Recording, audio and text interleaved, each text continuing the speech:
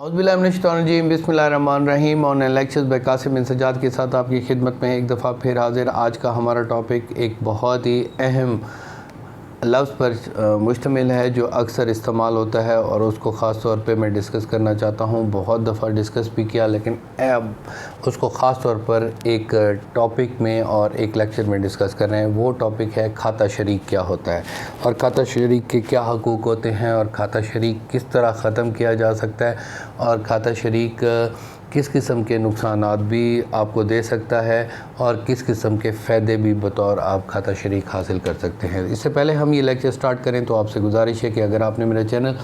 Subscribe नहीं फरमाया तो उसको सब्सक्राइब कर लें ताकि तमाम वीडियोस आप तक आसानी से पहुंच सकें। बेल आइकॉन को ज़रूर क्लिक कीजिएगा और साथ ही वीडियोस को share फरमाइएगा। Thank you very much. खाता शरीक एक बहुत ही अहम बात है और खाता शरीक जो होता है ये बहुत ही बड़ा प्रॉब्लम भी है। मेरी वकालत के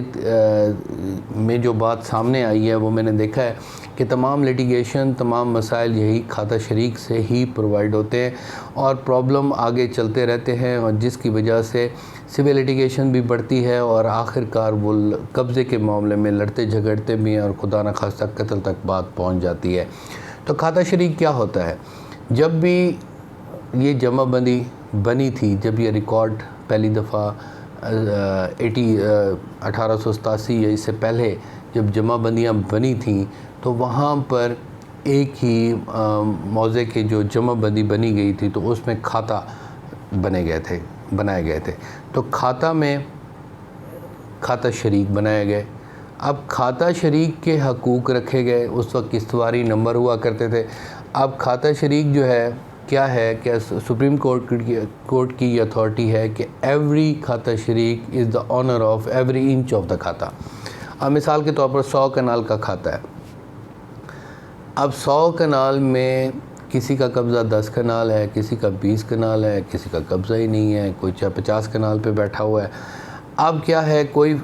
एक वक्त हुआ करता था जब ज़मीन सारी की प्रॉपर्टी की कीमत एक जैसी हुआ करती थी। ये दुकानें या कमर्शियल वाली बात नहीं हुआ करती थी या देहातों में ऐसा प्रॉब्लम नहीं था। लेकिन अब मॉडर्न वर्ल्ड में इतनी तरक्की हो गई, इंफ्रास्ट्रक्चर इतना ज़्यादा बढ़ गया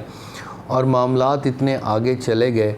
कि वो जो वर्ल्ड खाता शरीक जिस वजह से रखा गया वो उसका मकसद कहीं ना कहीं ज़ायल होता हुआ नज़र आता है। वो क्या था कि सब जो हैं एक साथ रहे। उस वक्त शुफा भी बहुत ज़्यादा अहम हुआ करता था लेकिन अब शुफा बहुत ज़्यादा कॉम्प्लिकेटेड हो गया है जिसकी वजह से सरमायादारान लोग आकर प्रॉपर्टी की ज़्यादा कीमत लगाना शुरू हो गए हैं। क्योंकि जब शुफा हुआ करता था तो कोई शख्स अगर प्रॉपर्टी बेचता था तो वो सबसे पहले खाता शरीक को देने का पाबंद था या जो वो नल खाल वगैरह या कुआं वगैरह जो इस्तेमाल कर रहा है उसको देने का पाबंद था, जो अपने हमसाए को देने का पाबंद था। लेकिन अब जब इसमें डिफरेंट अमेंडमेंट्स आई और अमेंडमेंट्स आने की वजह से अब शुफा का डिग्री होना बहुत ही मुश्किल और कॉम्प्लिकेटेड हो गया है और शफ़ी जार, शफ़ी खलीत और इसकी जितनी कॉम्प्लिकेशंस हैं वो पूरा होना बहुत मुश्किल सा हो गया है। तो इसकी वजह से काफ़ी सारे लैंड ग्रैबर्स भी किसी प्रॉपर्टी को ख़रीद लेते हैं और बहन भाइयों में मिसाल करें, एक भाई के पास बहन की ज़मीन है, माँ बाप ने उसे दे रखी है, चलें वफ़ात के बाद हों तो वो फिर क्या करते हैं, बहनें बेच देती हैं। वो किसी लैंड ग्रैबर ने ख़रीद ली, वो फिर लड़ाई झगड़ा हो गया, उसने जाकर कब्ज़ा कर लिया और वो कब्ज़ा इस तरीके से करता है कि मैं खाता शरीक हूँ,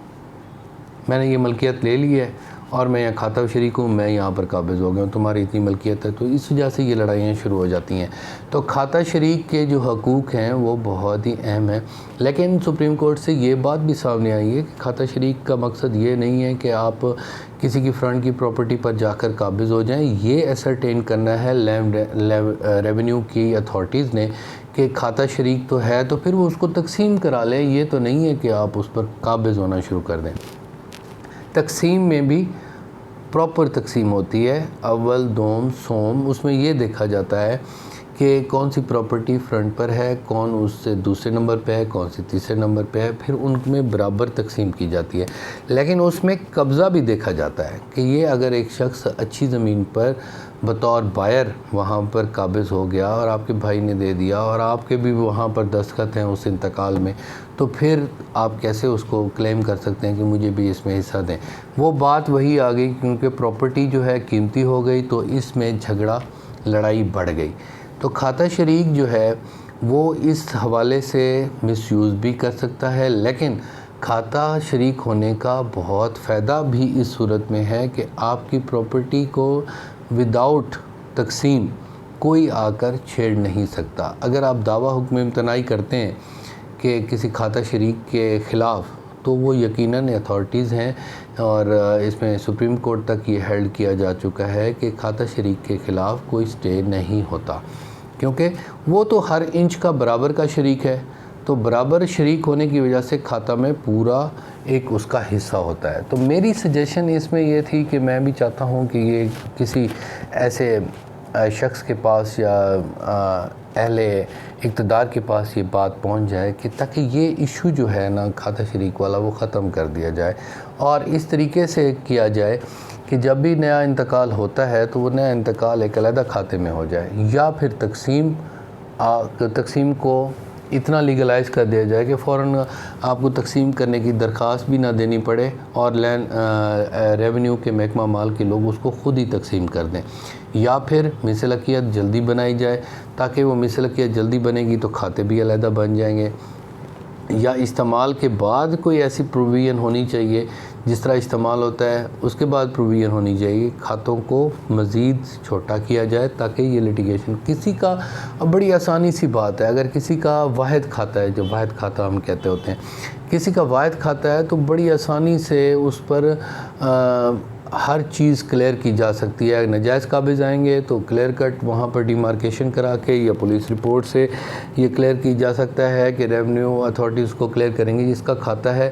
یہ جس مستطیل قلعہ یا کس واری نمبر پر قبضہ دوسری پارٹی کرنا چاہتی ہے وہ تو کھاتا ہی اور ہے، تو بات ہی ختم ہو جائے گی۔ تو اگر وہ یہ رپورٹ آ جاتی ہے کہ جناب یہ بھی اس میں کھاتہ شریک ہے، تو وہ پھر پولیس کو بھی فیصلہ کرنے میں دشواری پیش آتی ہے، پھر جس کی لاٹھی اس کی بھینس ہو جاتی ہے، اور جو پیسہ یا رشوت دینا شروع کر دیتا ہے تو وہ اس کے حق میں رپورٹ آ جاتی ہے کہ جناب یہ قابض ہیں۔ اور یہاں پر اگر آپ کی کاشت، بڑی اہم بات ہے کہ آپ کی کاشت وہاں پر ہونی بہت ضروری ہے۔ اگر وہاں کا مزیرہ بھی ہے تو آپ لکھیں، جس طرح میں ہوں، میری زمین ہے تو وہاں پر مزیرے کا نام اس طریقے سے آنا چاہیے، قاسم بن سجاد حصہ دار، کیونکہ میں حصہ دار ہوں اس کھاتے میں، بطور حصہ دار من جانب مزارع آگے خدا بخش، اللہ بخش، غلام رسول یا زائد بکر۔ تو اس طریقے سے اگر کاشت آپ کی وہاں پر کھاتہ شریک میں لگی ہوگی تو آپ کا حقوق آگے دیکھا جائے گا۔ اگر آپ کی کاشت ہی نہ لگی ہوئی ہو تو وہاں پر وہ خسرہ گرداوری کی بات کر رہا ہوں کہ خسرہ گرداوری آپ کی بہت ہونا ضروری ہے، تو وہ بطور حصہ دار تابع مرضی، میری مرضی سے، قاسم بن سجاد حصہ دار تابع مرضی من جانب مزیرہ زاہد بکر وغیرہ وغیرہ۔ تو اس طریقے سے اگر آپ کاشت وہاں پر لگواتے ہیں میری مرضی سے، وہ جو مزیرہ ہوگا تو وہ اس کے حقوق بھی انفرنج نہیں ہوں گے اور میرے حقوق بھی نہیں ہوں گے، وہ اس پر ناجائز قابض بھی نہیں ہوگا، یا حصہ دار کے طور پر آپ اپنے مخصوص خسرہ میں لگوا لیں تو وہ بھی ٹھیک ہے، نہیں تو آپ کے لیے پرابلم ہو جائے گا۔ کھاتہ شریک اگر آپ ہیں تو پھر آپ کو اپنی پراپرٹی جو ہے وہ تقسیم کے بغیر کوئی آپ پر حصہ حاصل کر سکتا ہے، تو تقسیم کرانے کے لیے پرابلم ہوتی ہیں۔ تقسیم جو ہوتی ہیں وہ آپ کو پہلے بھی بتا چکا ہوں، پھر ریپیٹ کرتا ہوں کہ جو تقسیم ہوتی ہے پراپرٹی، جو شہری جائیداد ہوتی ہے، وہ سول کوڈ کی ایکسکلوسیو اتھارٹی ہے کہ وہ اس پراپرٹی کو، جس طرح اندرون کمیٹی ہوتا ہے، اندرون کمیٹی میں اگر موجود ہے تو وہ اس کو سول کورٹ اس کو تقسیم کرے گا، اور اگر بیرون کمیٹی ہے تو کمیٹی سے باہر جو ہے وہ اس کو لینڈ ریونیو والے اور محکمہ مال والے اس کو کر سکتے ہیں۔ تو کھاتہ شریک کی بات کو بہت ہی سیریس لیجیے گا، اور کھاتہ شریک کے ہی پرابلمز ہو رہے ہیں، اور انشاءاللہ مزید لیکچر میں بھی اس کو میں ایلیبوریٹ کرتا رہوں گا کیونکہ یہ ایک ایسا ٹاپک ہے جس کو بار بار بار سمجھانے سے ہی سمجھا جا سکتا ہے، اور نان ٹیکنیکل جو وکلاء حضرات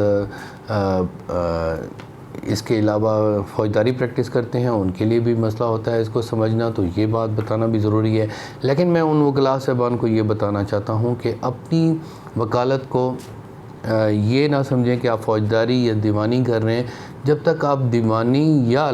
ریونیو اتھارٹیز کو نہیں سمجھیں گے تو آپ کے لیے پرابلم ہوں گے۔ اسی طرح تمام سبسکرائبرز کے لیے بھی ضروری ہے، اگر آپ کا ایک قطعہ ایک چھوٹی سی بھی زمین ہے